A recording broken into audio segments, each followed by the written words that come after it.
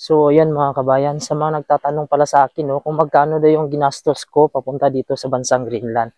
Ang sagot ko ay wala po akong ginastos. Sagot po lahat ng employer ko, yung plane ticket na pamasahe, tapos yung mga processing fee, lahat po ay sagot ng employer ko.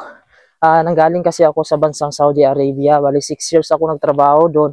Tapos cross country ako papunta dito. So wala talagang placement fee pagka pumunta ka dito. Pero pag nanggaling ka sa Pilipinas, asahan mo mayroon na talagang placement fee yan. Maliban na lang kung direct hire ka. Mayroon akong idea ng mga nanggaling sa Pilipinas, medyo malaki yung ginastos nila. May natanong ako dito ng mga Pilipino, umabot daw sa 200,000 to 300,000 yung ginastos nila papunta dito. Pero hindi sila sa recruitment ko. Itong recruitment ko naman ay nag-hire naman sila sa Pilipinas pero hindi ganun ka dami at saka bihira lang. Kukunti lang ata ang nakuha nila sa Pilipinas dahil nga ay medyo mahirap yung process sa Pilipinas. Hindi kagaya dito sa outside Philippines ka or cross country ka, gaya ng mga Middle East kung saan ka man nag-abroad ngayon, ay wala ka ng placement fee na babayaran. Meron din akong natanong na mga kapariha ko lang ng recruitment pero hindi kami pariha ng company. So mayroon din daw silang binayaran na nagastos nila. Siguro hindi na siguro tataas yan sa mga 50,000 o mga 30,000 yung mga nagastos lang nila.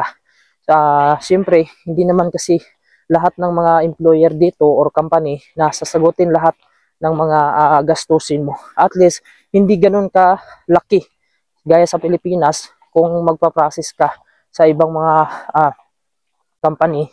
Mas malaki yung babayaran mo kasi nga ikaw yung magbabayad ng mga processing fee, placement fee, at saka kung ano-ano pa.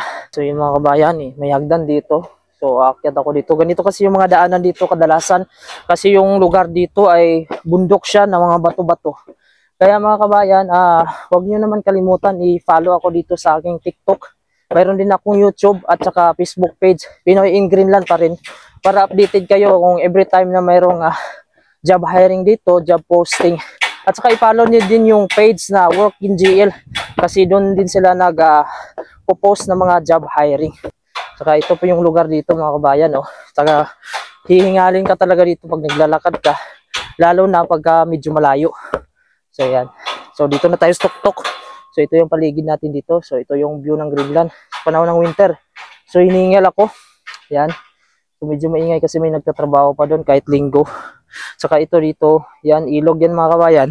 Pero na-frozen na siya. So, pagka full frozen na talaga yan siya mga kabayan, ay pinaglalaroan yan ng mga bata. Yung mga nag-slide sila dito ng mga, sa ice skating yung tawag dyan. So, ayan. So, yun yung view natin. So, yun lang mga kabayan, no? Sa sinabi ko dati, kung saan kayo magpasa ng resume nyo, doon sa Work in GL na Facebook page, mayroon namang instruction doon paano kayo magpasa. At saka wag lang kayong mainip mga kabayan kasi nga sa gaya ng sinasabi ko, ay hindi ganun kadami ang hinahire dito sa bansang Greenland. Dahil hindi naman ganun kadami yung tao nila.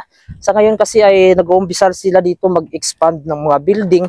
Kaya kami nandito sa construction site ay dahil nag-i-expand sila ng mga building, gumagawa sila ng maraming building. Kaya nangangailangan din sila ng mga trabahante. Saka siguro kung dadami na din yung tao dito, mas dadami na din yung trabaho. So dito pala ay isa din sa project namin, yung International Airport dito sa Nook City. Dito sa Nook City, wala pa siyang International Airport.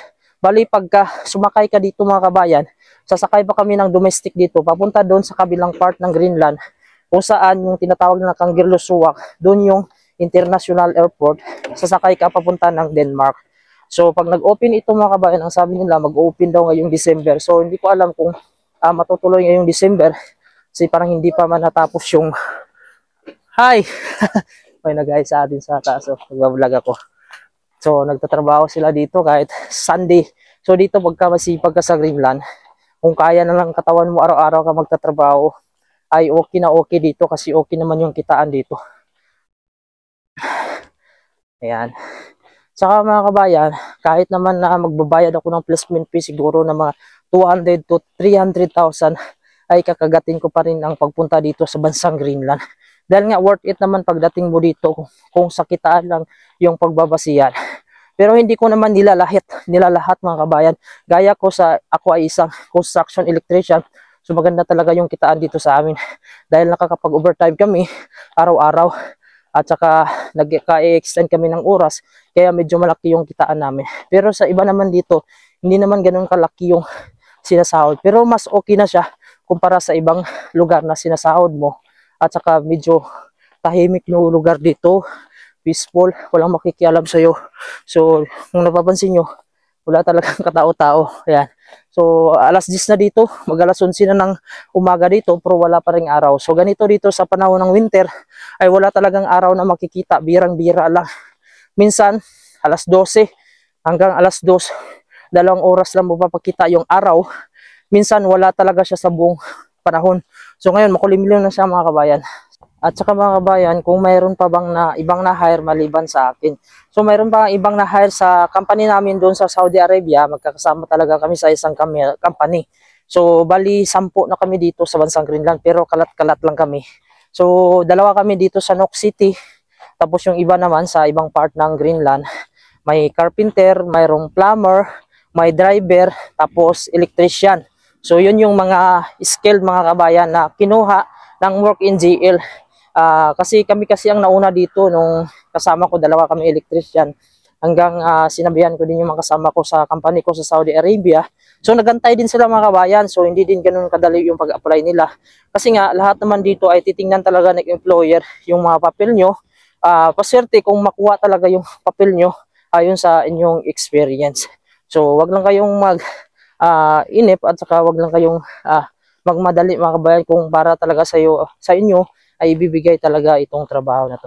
Okay, maraming salamat mga kabayan, no? Salamat sa laging panonood sa ating mga video. Ingat po kayo palagi, and God bless po.